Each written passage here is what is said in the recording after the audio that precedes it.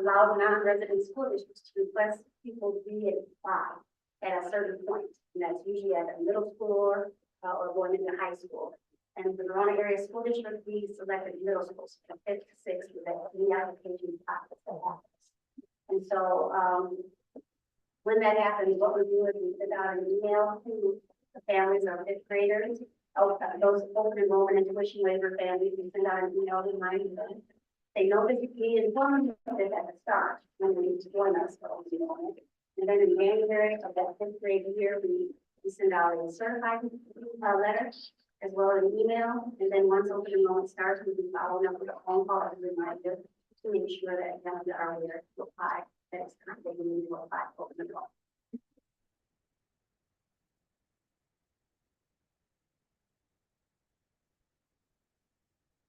Important note, per our administrative rule 500, preference is given to currently attending applicants and siblings of currently attending students. It's important to note that preference requires space. And if there are no open enrollment spaces, students who are entitled to who have the opportunity to attend won't have the opportunity. It's all based on space.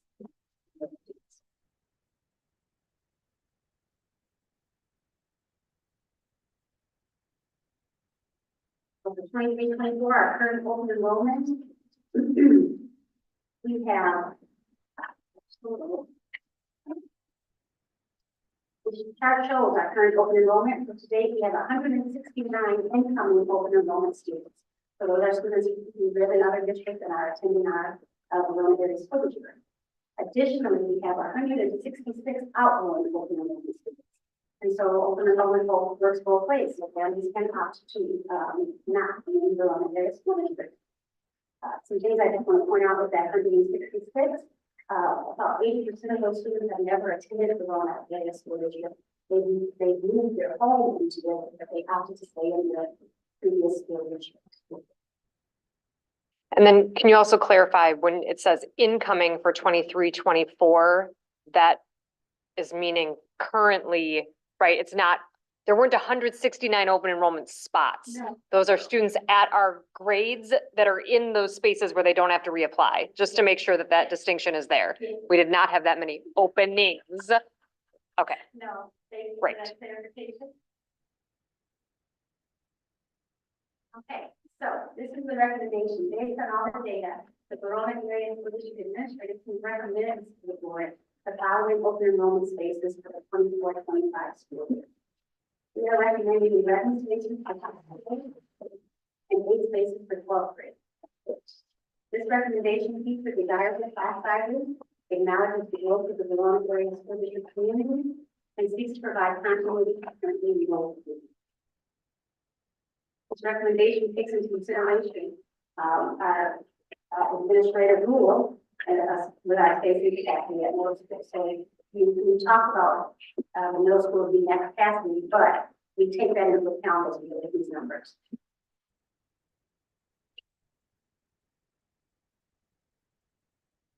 Can you clarify that more specifically? So does that mean of the 11 that you're recommending, you have identified specifically Badger Ridge and Savannah Oaks, or it's just a middle school space?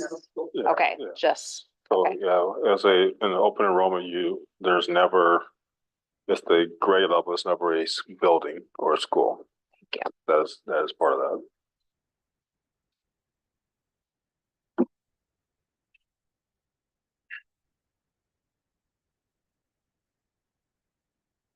So I'm just talking about the communication and timeline. So again, just reiterating that when enrolling in the Verona area school district, all incoming open enrollment student families are informed of that transition of that reapply from 5th to 6th grade. And then families of current 5th graders, will receive that certified mail and email and a phone call, reminding them of the open to make sure.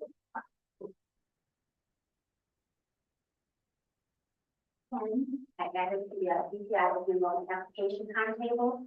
And so open enrollment starts February 5th through April 30th.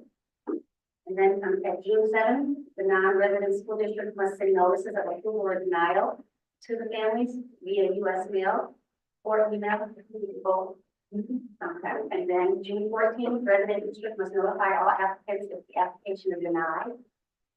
And then June 28th, parents of accepted applicants must notify the non-resident district people who are the 24th to 5 students. If a parent fails to make this notification, the non-resident district may refuse the pupil to attend.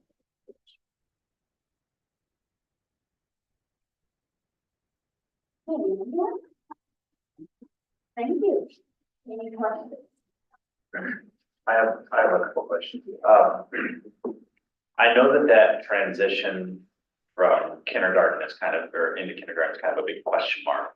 But we do have some district 4K. And is there an ability to kind of, or maybe we already do, but I'm looking at the tables that we have in here that kind of doesn't have any data on 4K. I know that the multiplier we have to use is a lot higher, but do we have kind of reliable data on what percentage increase our incoming kindergarten tends to be over what our enrolled 4K is? I don't have it. Marshall? So, sorry, I think, yes, we do look at, students in 4K as well as birth rate data Okay, in the area. So it, again, estimating, but is a little trickier. And I will say that, there has been a dip a few years ago, but there's an increase in 4K enrollment currently. And so, we, like you said, we use the birth rate, now Verona and Fitchburg, and it helped us with that number of increase that we have.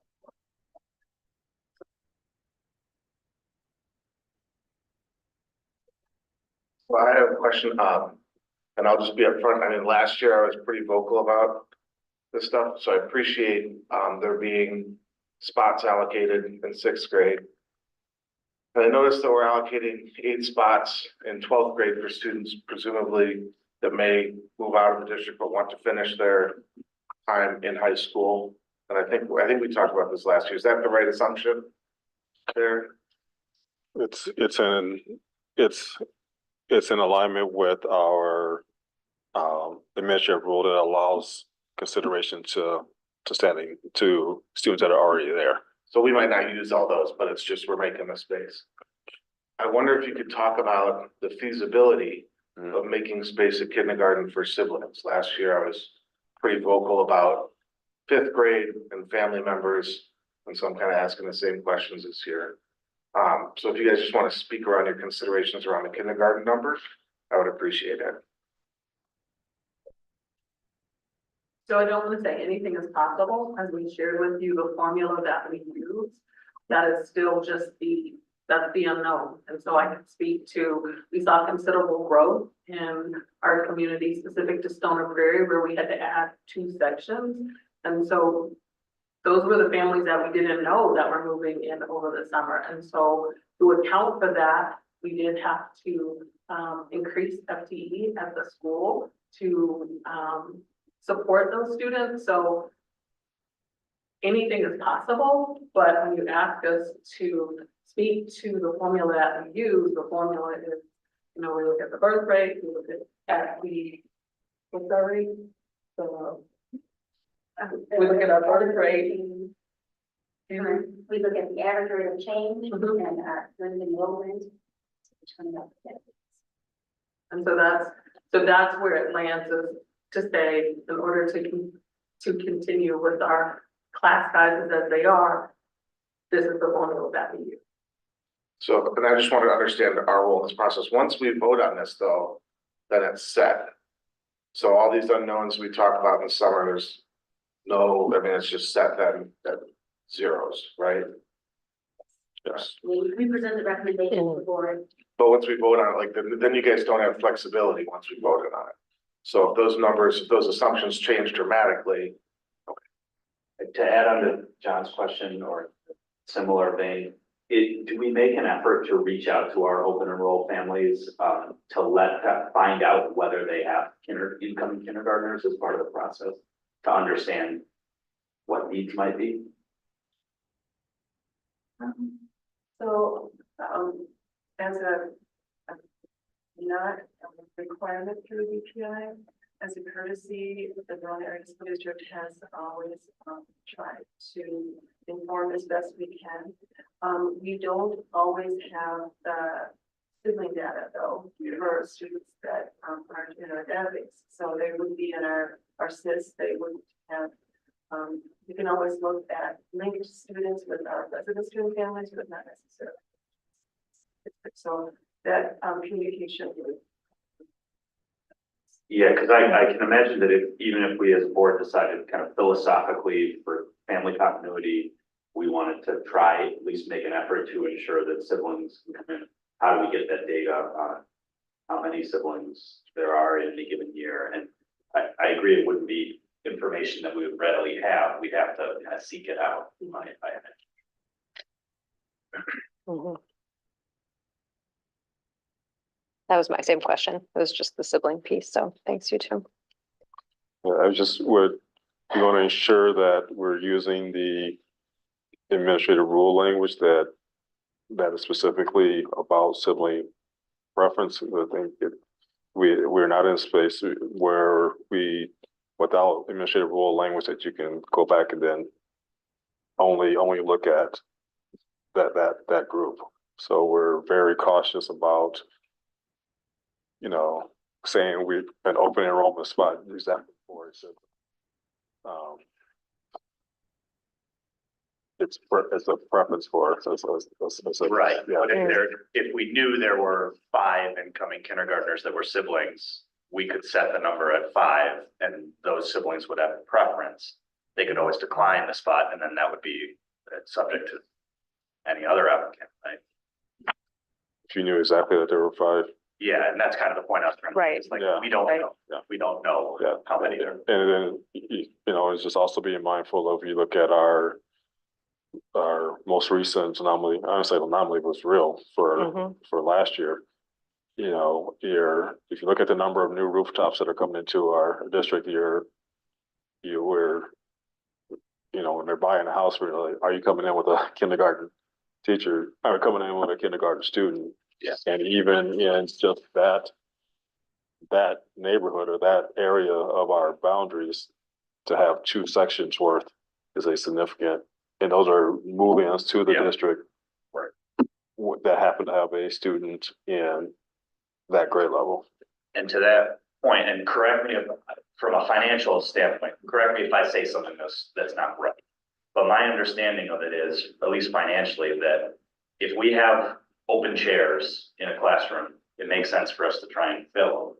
But where it becomes financially irresponsible for the district is when admitting 1 more student or 2 more students from outside the district means we have to hire 1 more FTE or have to expend more than 1 student's worth of expenses on. So we should be trying to fill open seats, but not fill so much that that we're bursting at the seams and our ratios are out, or we have to split and get new classrooms and more FTE.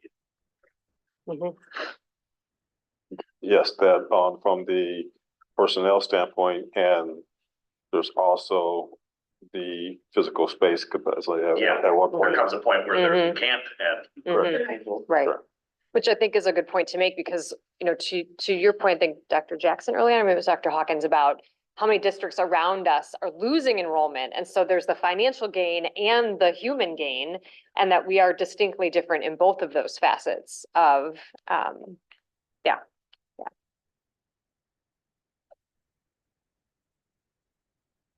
I was waiting for someone to talk and Meredith's not here. So maybe it's me that's supposed to, Mike drop my little comment and we're done. Other comments or questions while we have the team up to answer related to open enrollment? We will obviously have time to continue to discuss as a board. I'm ready for discussion. Okay.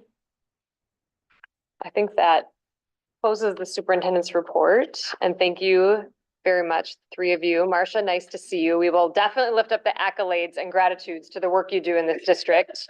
Thank you. Appreciate you being here too on a Monday night.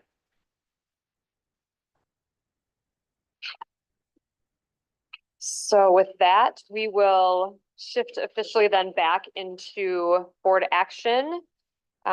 Just reiterating that we took care of our vote on OE3 and shifting to July, so we are now ready to approve a motion around open enrollment. Is there any more discussion that we'd like to have as a board? Anything that you want to share about your perspective for fellow board members on what we I need to think go? John's got some. I think he does. I said it last year, I'm gonna share it again. I think we need to make allowances for siblings coming into kindergarten.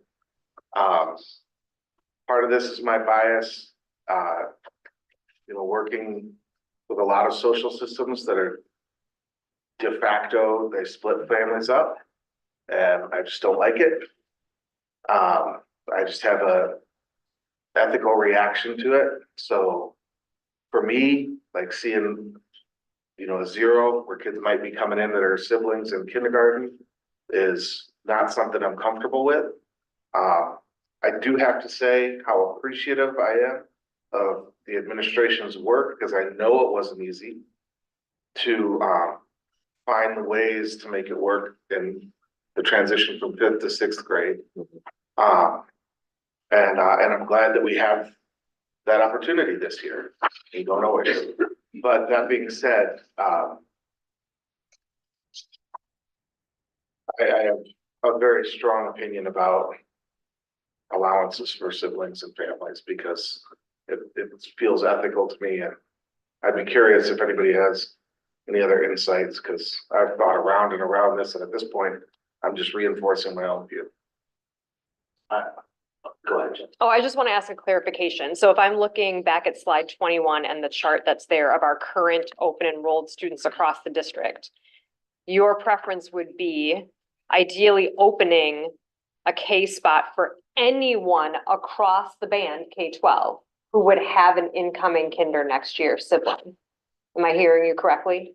So we're not just talking about the 11 that we are already addressing as potential spaces from 5 to 6, but if I'm a current 7th grader and I have an incoming kindergartner, I'm a current 3rd grader and I have an incoming sibling kinder, is that your ideal scenario? Is any open enrollee with a soon-to-be kinder kiddo in the household also?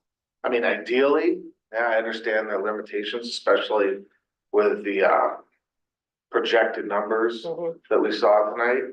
I also think, I don't think we can do that. I don't. No. think- Oh, no way. You have to say a number. Right. I mean, not to be, no way, John, I know, but right. I so wanted to just let me clarify. clarify for Jim. So, yeah, ideally, that's where I'm at, like siblings should stay together. I mean, for a variety of reasons, school district boundaries are so choppy and weird that people participate in different communities in different ways. And I have a huge problem with how choppy and weird our district boundaries are, particularly with Madison. But and part of what I'm reacting to is just seeing the number 0.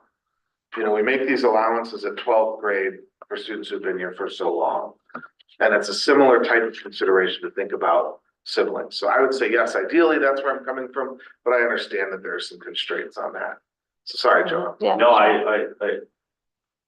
what I'll say is that I agree with you in sentiment. Like, I think that as a matter of philosophy, splitting it, like letting one sibling in and not letting in all the siblings, it isn't the right philosophy.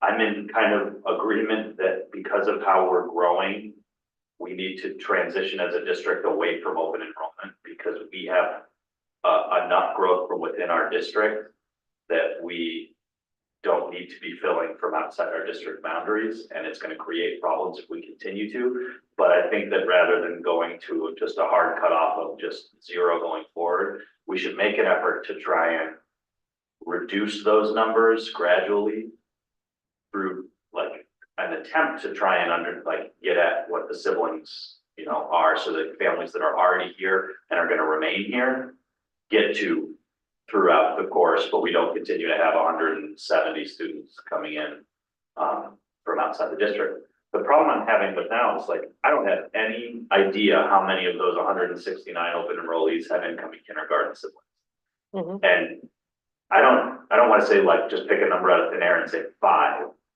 only to find out that, someone's like, well, hold on, I didn't get a spot and I have a sibling. because we didn't approve enough spots. I don't want the number to be 30 and have there be 2 siblings. And then suddenly we've got 28 additional open enrollees coming in that have no connection to the district. At a time that our capacity projections say that we can't handle that. I mean, it's easy for me to sit here and say, I'd be totally fine with us saying 3 spots on kindergarten open enrollment, but I have just no concept of how accurate that number would be or whether that would even come close to satisfying the goal that you're talking about. Can I interject there? I just want to make sure that we just reframe in that, remember, the one area in which you can deny open enrollment is space. So we have to keep it in that vein of space, because I think we're jumping ahead to, like, you've already approved, but denial is based, acceptance or denial is based off space. From there, if you decide say you decide at any grade level that you're going to open 5 spots, families are going to apply for open enrollment. And you can then have the ability, based off our administrative rule, say that of those spots, we are giving preference to current siblings. But the original decision is saying that you have space in the organization for students. And I think we've jumped over that to as if the spots have already been accepted. And now we're talking about more of the administrative rule about our values in prioritizing siblings. Yeah.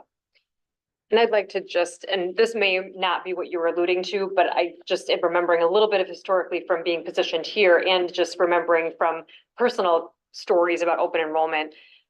We certainly didn't go from, let's make 30 spots available at kindergarten and wham, now we're down to 0. So I think I do think there has been a transition that has been rooted in data that this idea of open spaces has been very limited for a very long time. And the tiny ebbs and flows, I think, are where I struggle, because we're using projections. We might recognize these blips along the way, but as a trend, we are a growing district. And I also feel that piece that you surfaced, Joe, about fiscal responsibility in terms of having a referendum and ways that we've seen the benefit that the community has really elevated the work we're doing in our district in service of district students, and trying to find that teetering point again where our priority is resident Verona area school district students. But just acknowledging that I don't think it was this whiplash of we had all these spaces and then all of a sudden we've turned to 0. We've really lived in this very similar concept and discussion, I think, for quite a long time. I think the trouble with space, specifically with kindergarten, is it does seem like a little bit harder to project, because we don't have as much data as we do for every other grade level. Which is, we have the students that were in the grade level below the year before, and we have the rate of growth, the average rate of growth we see for the last X years. It seems easier to project it at every other grade level besides kindergarten. And I get and really appreciate that last year our projections for incoming kindergartner this year were off on the low side, and we had to add sections. And that's at least from a financial standpoint, a huge consideration, not just financial, also space. It's a huge consideration.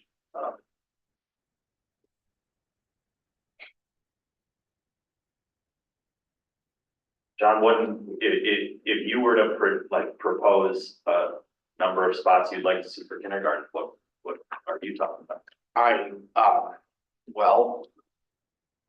Again, I feel what you're saying. Like, I don't necessarily have the data to do it. I trust that the administration has done their work on what our constraints are. I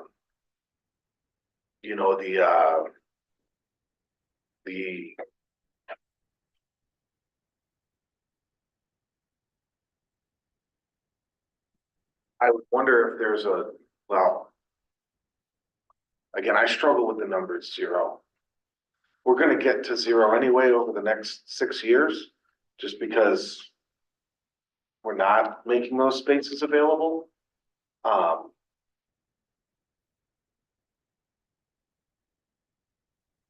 And I would, I guess to answer your question directly, I would say it would be lower than you think, because I wouldn't want there to be extra spaces beyond. So it'd be more like 2, than 5, what you said. But again, I don't have the information to make that call. Yeah. So, That's where I'm struggling too.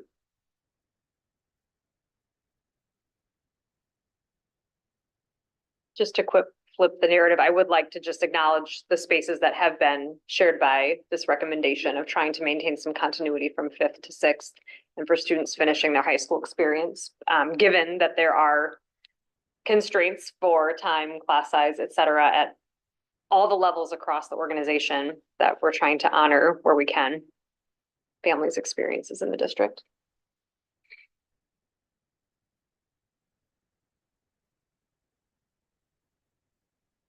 Well, we need to attempt to have a motion and a vote on this.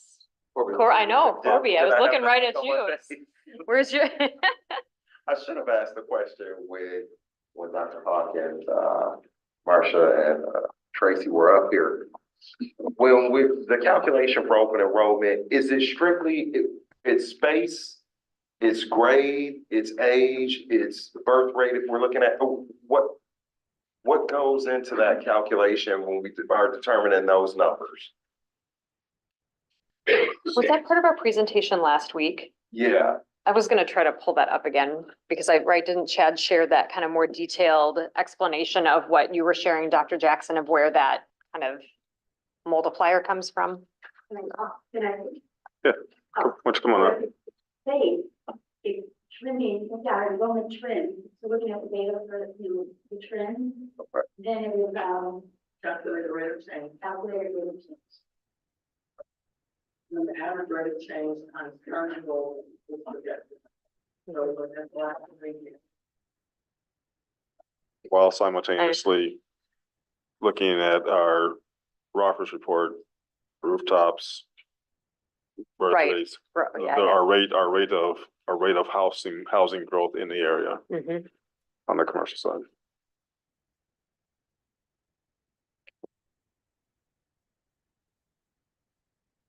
Do we factor in at all what neighboring school districts are doing in terms of open enrollment into projection for space? Yes, we do a philosophical one. I think boards are right now grappling with the same question, probably in the same moment. Yeah. As Mhm. they're making decisions about what they're going to do, so we don't have, until their votes become public, we won't know the facts on it. Yeah, okay, I'm guessing everyone's doing their meeting this week. makes sense.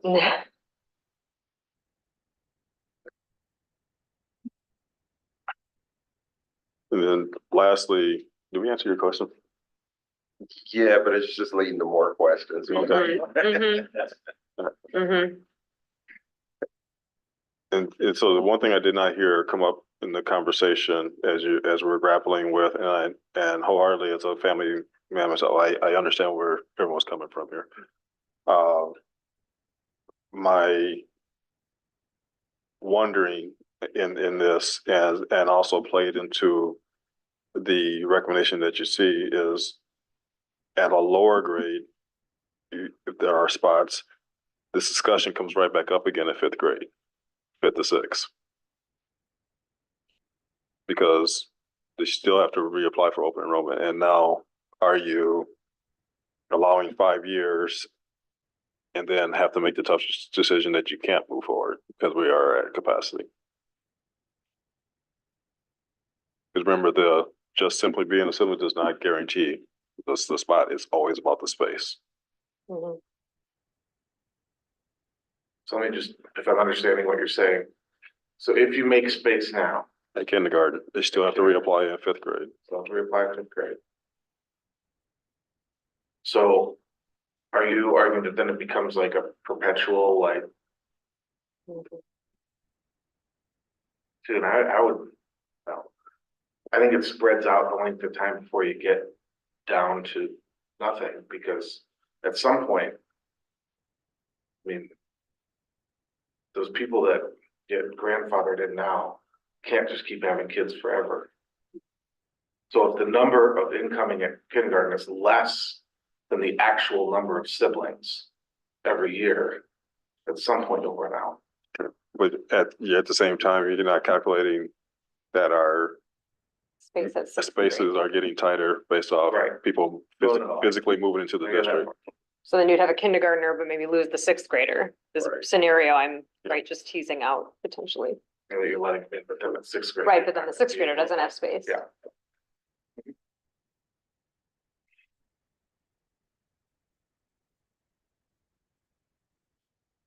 Yeah, I could feel, I mean, how many board decisions I think we make that are clearly related to lives of families and students, but I think this feels just that much more tangibly so. So I can just feel, I think for all of us, just the weight of how this decision impacts families. Yet we have a job to do.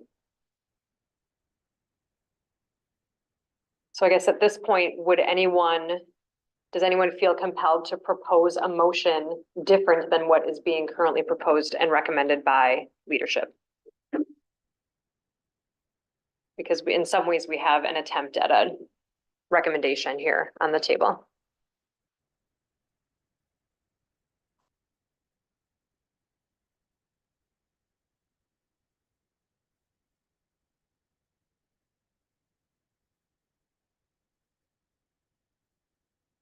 And unfortunately, it can't be tabled because Yeah. by statute it has to Yep. be, it has to be Yep. in January. Yep.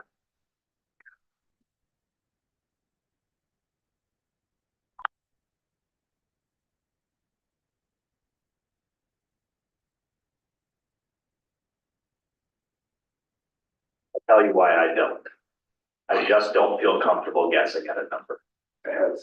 Um, as much as I would like to, you think, okay, we care a lot about space. What difference does one student have? Sure. What difference does two have? Okay, and like, there comes a point where it really does make a big difference, and I just don't know where.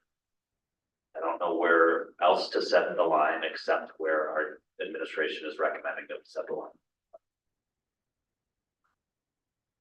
Thanks, Joe.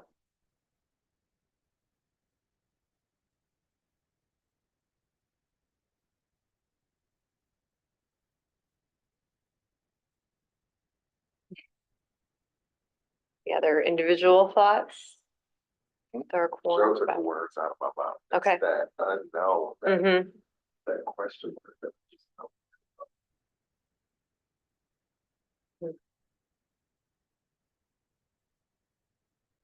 And I would add to that, that there's a level of unknown and there is a level of known.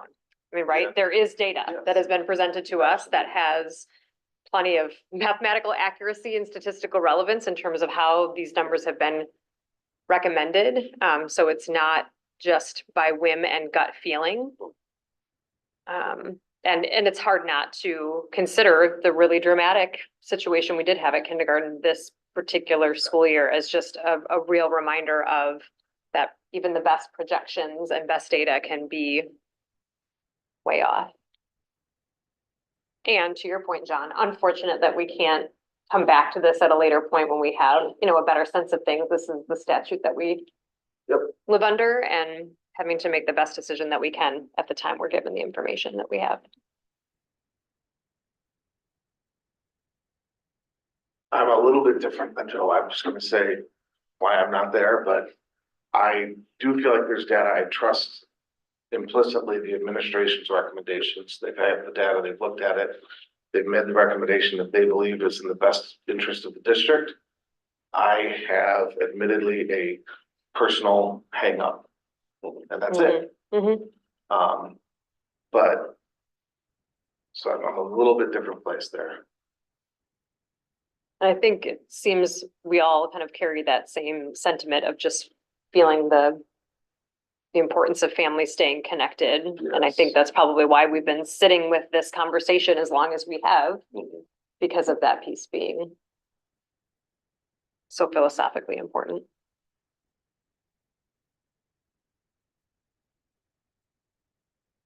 Well, I haven't heard anything formally surfaced as to a motion different than, again, what has been proposed. So I guess I'll just surface, if anyone would make a motion to approve the recommendation for open enrollment spaces as presented by leadership for the 24-25 school year.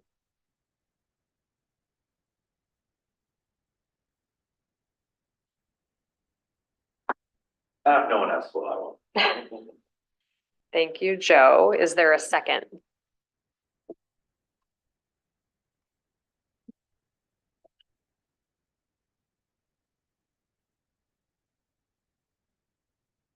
I will second.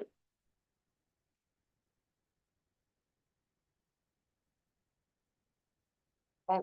All those in favor of approving open enrollment spaces as presented by leadership for the 24-25 school year, signify with aye. Aye.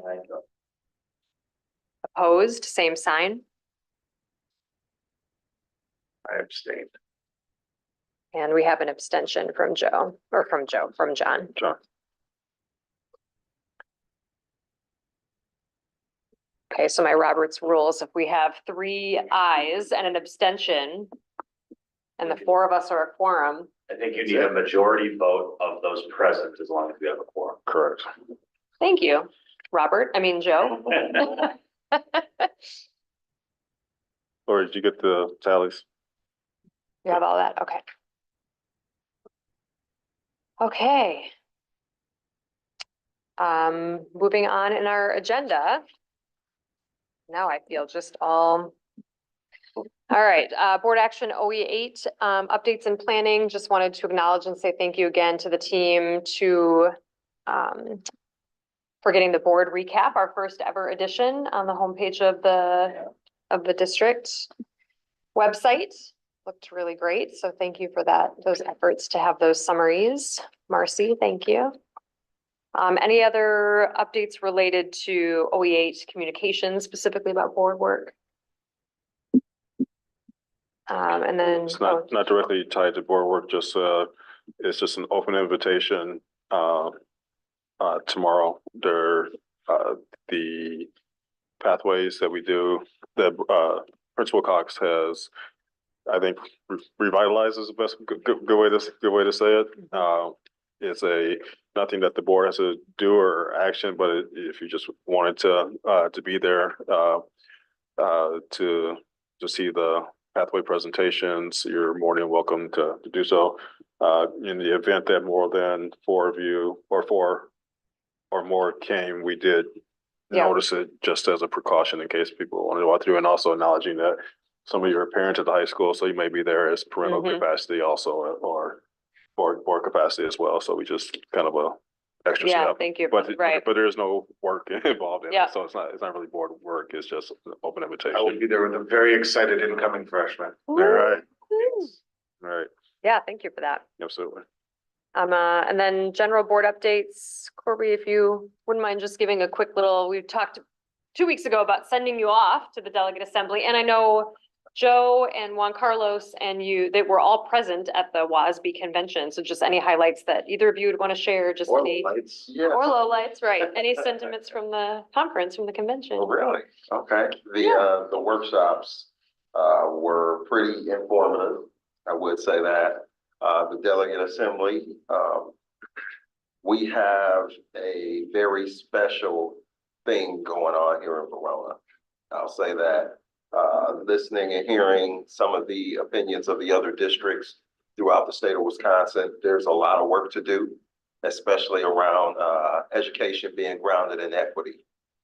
It made me really appreciate the work that this district has done, the work that Dr. Clarity has put forward. I've messaged him a million times throughout the delegate assembly. And just hearing from other superintendents asking us, how do we do the things we do? How are we successful? How are we moving forward with education being grounded in equity in our strategic framework? And how our board interacts and gets things done so efficiently? That was a big question that I found myself responding to quite a bit. So I'm already looking forward to next year. There were some things, some resolutions on the table that will be retabled until to next year. They're going to come up again, definitely for sure.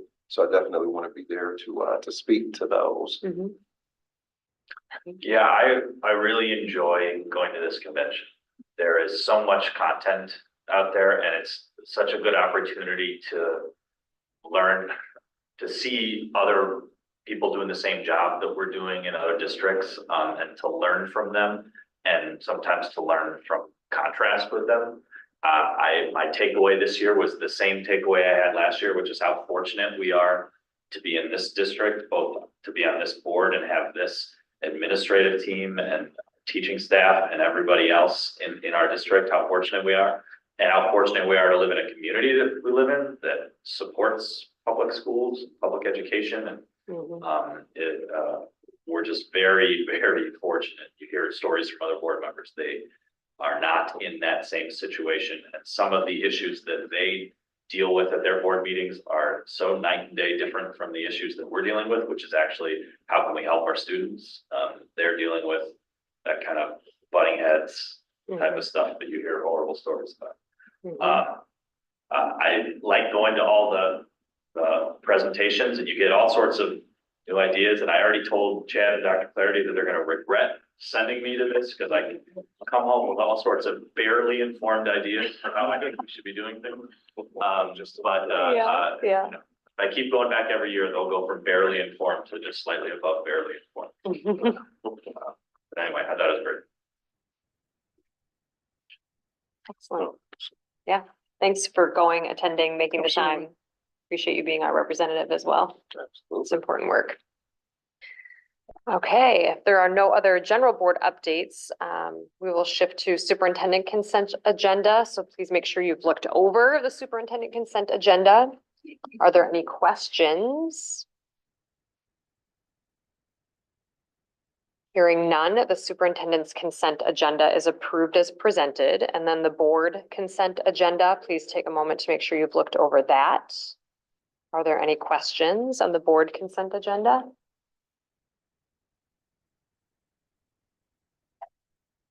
Hearing none, the board's consent agenda is approved.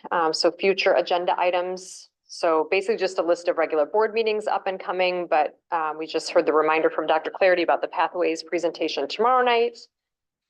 So just keeping your calendar up to date. And that seems to be our meeting. Unless there's any final comments, I will accept a motion to adjourn. So. I'll give that to Corby. Second from John. All those in favor of adjourning this meeting signify with aye.